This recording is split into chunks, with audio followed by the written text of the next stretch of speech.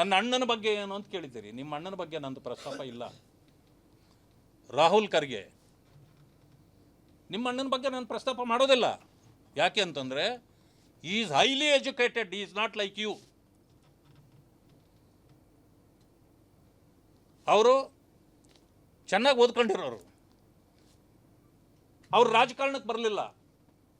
ಯಾಕೆ ಅಂತಂದರೆ ನಿಮ್ಮಂಗೆ ಅವರು ಫೇಲ್ ಆಗಿಲ್ಲ, ಅವ್ರು ಪಾಸ್ ಆಗಿರೋರು.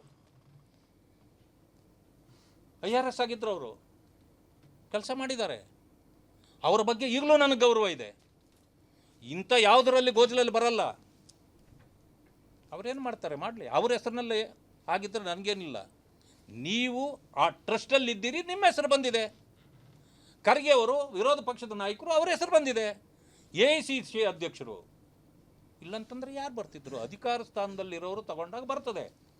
ಆದ್ದರಿಂದ ಇನ್ನೂ ಬರ್ತವೆ. ಕೋರಮಂಗಲದಲ್ಲಿ ಎಲ್ಲೆಲ್ಲಿದೆ,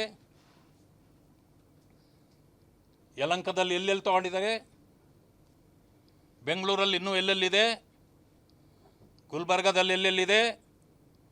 ನೀವು ನನ್ನನ್ನು ಅಟ್ಯಾಕ್ ಮಾಡ್ತಾ ಹೋಗಿ, ನಾನು ಅದಕ್ಕೆಲ್ಲ ಉತ್ತರ ಕೊಡ್ತಾ ಹೋಗ್ತೀನಿ.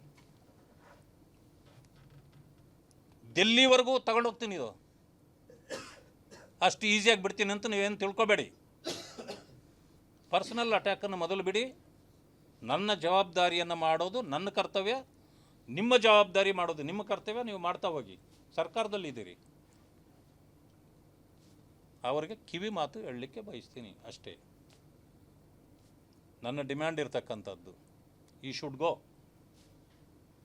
ಇಲ್ಲಿ ಸ್ವಜನ ಪಕ್ಷಪಾತ ನೀವು ಮಾಡಿದ್ದೀರಿ. ನೀವೇನು ಓದ್ ತಗೊಂಡಿದ್ದೀರಿ ಅದ್ರ ಪ್ರಕಾರ ಇಲ್ಲ. ಇಲ್ಲಿ ಇದನ್ನೇನಾದರೂ ಮಾತನಾಡಿದರೆ ಮತ್ತೆ ನಾನು ಇನ್ನೂ ಅನೇಕ ಡಾಕ್ಯುಮೆಂಟ್ಗಳಿದೆ, ಡಾಕ್ಯುಮೆಂಟ್ಗಳ ಸಮೇತ ನಿಮ್ಮ ಮುಂದೆ ಬರ್ತೇನೆ. ನಮಸ್ಕಾರ.